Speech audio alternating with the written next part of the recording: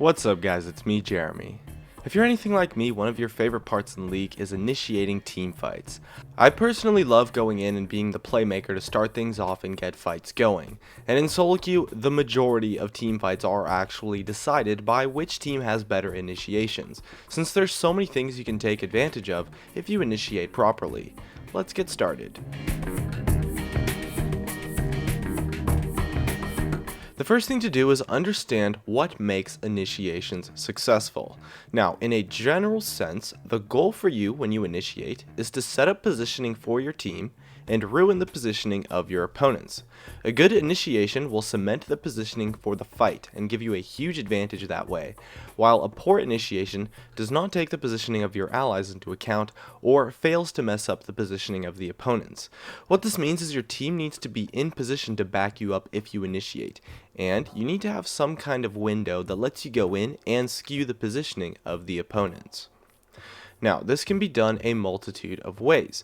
The best way is, of course, to catch someone out for a pick in your initiation, but initiating in on the mid line and just doing things such as landing crowd control on multiple targets or getting enough damage on the back line to zone them out are great ways to do this as well.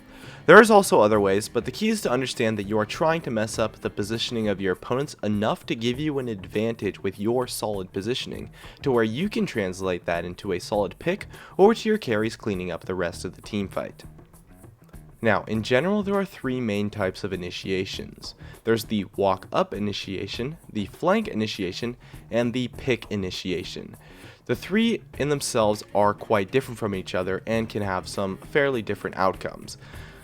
The walk up initiation is the one most commonly used by tanks. This is where you literally just walk up to your opponents and then use your gap closers to just go in and start a fight. You will often focus the tanks and zone out the carries while avoiding damage from them with this method. Your team can focus the tanks first and then chase down and clean up their backline. This type of initiation is heavily countered by disengage, but it sets up positioning extremely well since your tanks are the ones in the front when they go in, while your carries are on the backside following them up. This type of initiation usually does not result in a kill from the start and can somewhat be kited out, so it's more about making your carry super safe to get a lot of sustained DPS off, rather than killing anyone quickly, and because of that you usually should end up focusing the tanks. However, if the opponents are overextended or if they lack disengage and kiting, you could potentially make a play for the backline, and so this type of initiation can be quite effective. The flank initiation is most commonly used by someone such as assassins, and is still really powerful on tanks as well. This is where you pull off a flank on your opponents and initiate on them from behind in order to wreck their backline, while the rest of the team comes in from the front, and then you burst their carries and clean up their tanks. This type of initiation is difficult versus teams that are very tanky and requires you to have champions strong at flanking in order to pull off. This type of initiation usually involves a kill right off of the bat, or at least some massive DPS to zone out carries from the fight entirely. It's important to use vision to set this kind of play up, as the opponents can definitely counter you if they see you coming. So warding and having a method to clear vision is important, and if the flanking player goes in on the opponents at the same time the rest of the team goes in as well, it works out quite effectively. And the third type of major initiation is the pick initiation. This is the kind of play where you flash in on a high priority target and then burst them down, essentially instantly. This kind of initiation is best done by champions with really high burst damage, often from the mid lane, but sometimes from the top lane or from the AD carry. Your goal is to kill off a target before they do anything, and then having your team back you up in the initiation for an ensuing 4 vs 5 fight. This gets countered by things that stop burst damage, such as Zhonya's and Kayle ultimate, but can often still be pulled off if you outplay your opponents, since players will often not react fast enough. It's important to note that when you fail to kill your target this way, it often ends up pretty badly, since you have one of your main carries and damage dealers purposefully overextending to make this kind of initiation possible. And because of that, a defensive item like Zhonya's or Guardian Angels could really work wonders, since it ensures that the person going in for the burst damage will pretty much always be able to survive. And so because of all of those things, you want to only try to pick off opponents who are overextending. And most of the time someone usually will, especially if you watch players when they go to poke. They often overextend, so you can just go in on them and burst them down. Now, when initiating, you have to keep in mind what kind of champion you are playing.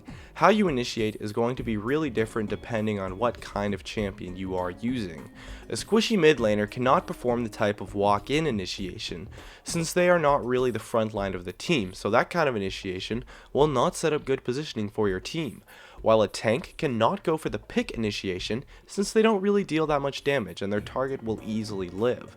However, I would say that pretty much any kind of champion can go for the flank initiation if it's set up properly, since it's just so powerful. When flanking, just watch out to make sure that you aren't going into a 1v5 fight, since your team is too far behind to catch up and help you. And lastly, when you initiate, it's important to watch out for the re-initiation from your opponent.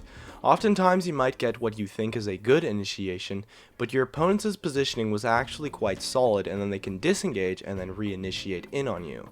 Re-initiating after a fight has already started is essentially a great way to secure positioning, since it's very difficult to respond to that kind of thing.